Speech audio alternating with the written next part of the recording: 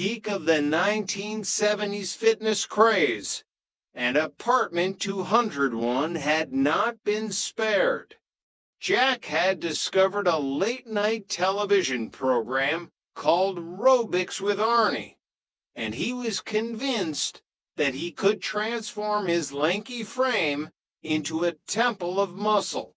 "Feel the burn, Johnny," Jack shouted at 2 a.m., his limbs flailing in what he believed to be a sophisticated rhythmic sequence. "It's all about the glutes. The only thing I'm feeling is the urge to throw your leg warmers off the balcony," Johnny muttered, emerging from her room with a sleep mask perched on her forehead. "Jack, it's the middle of the night. Even the seagulls are sleeping. Success doesn't sleep," Jack grunted, attempting a jumping jack and landing with a thud that shook the entire building.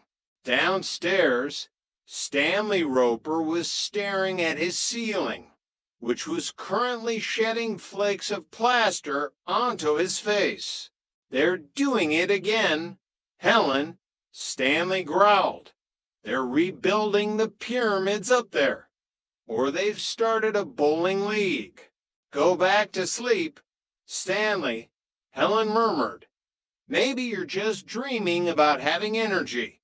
Determined to stop the noise, Stanley marched upstairs, but as he reached the landing, he saw Larry Dallas sneaking out of apartment 201 with a large, rectangular box.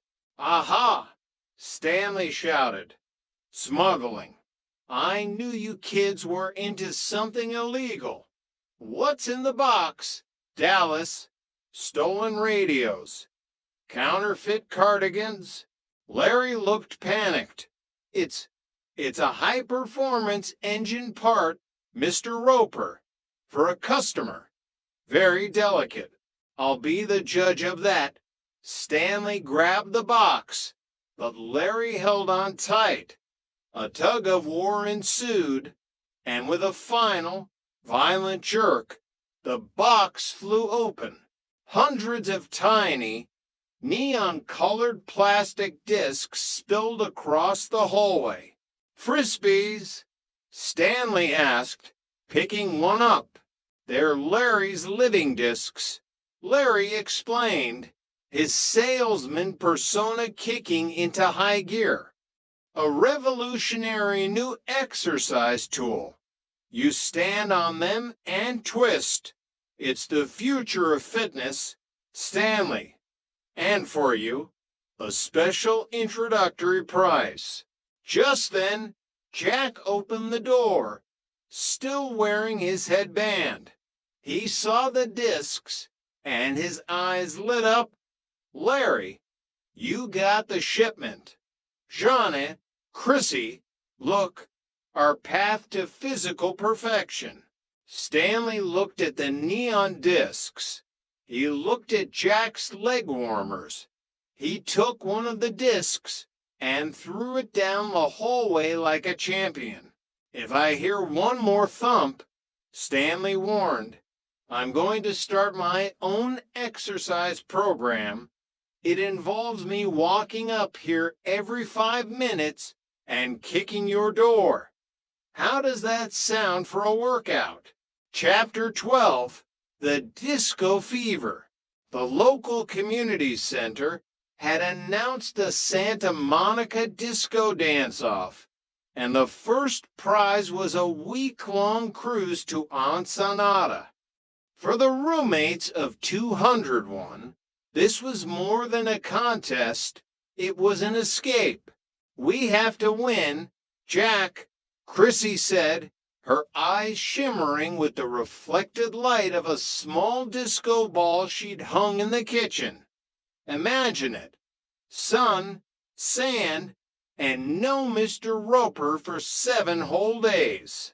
"I've been practicing my John Travolta," Jack said, striking a pose that nearly resulted in a pulled hamstring.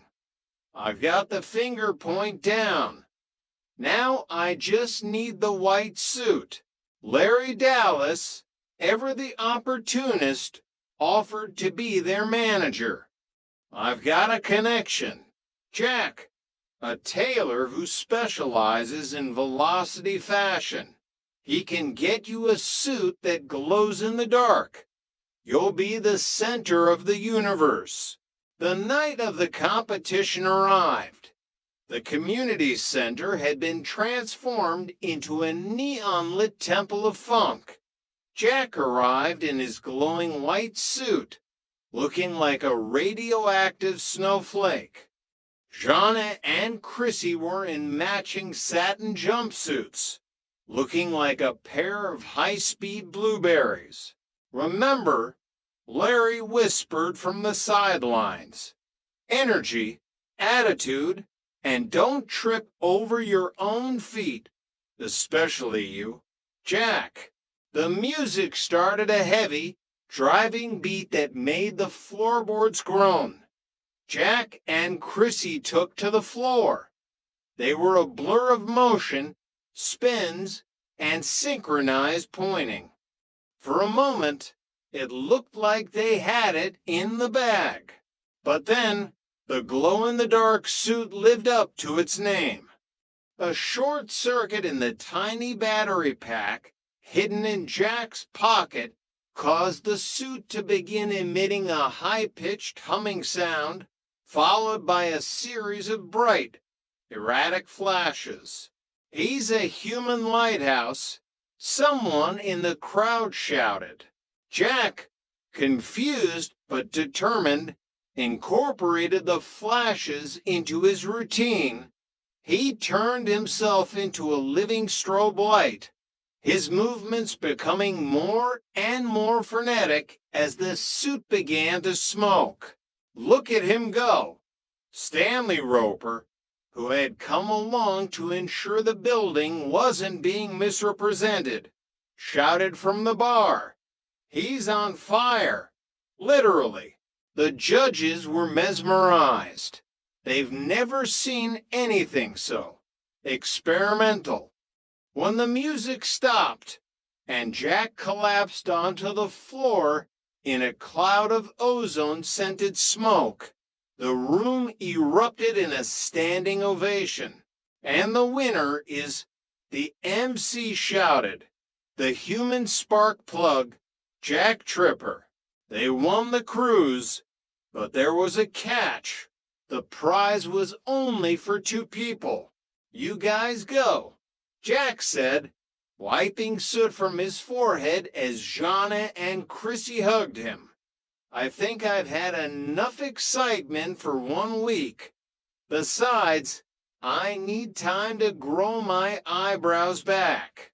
As the girls boarded the ship a few weeks later, Jack stood on the balcony of apartment 201, watching the sun set over the Pacific. He was alone, he was still broke, and his suit was currently being used by the fire department as a training dummy. But as he heard Stanley Roper grunting about a leaky faucet downstairs, Jack smiled. He was right where he belonged. Chapter 13, The Silent Partner and the Tupperware Trap. The cruise to Ensenada had been a temporary reprieve, but when Jana and Chrissy returned, the apartment was filled with a strange, medicinal smell. "Jack, why are there 600 plastic containers in the living room?" Jana asked, dropping her suitcase and staring at a tower of mint green Tupperware that threatened to reach the ceiling fan. Jack emerged from the kitchen, wearing a headset that looked like it belonged to a low-level air traffic controller. "It's the future, Jana. Larry calls it the silent partner system. I'm an independent distribution consultant. You're selling plastic bowls, Jack," Chrissy said, picking up a heart-shaped container. Can I put my hair ties in this? No, that's the armor wear.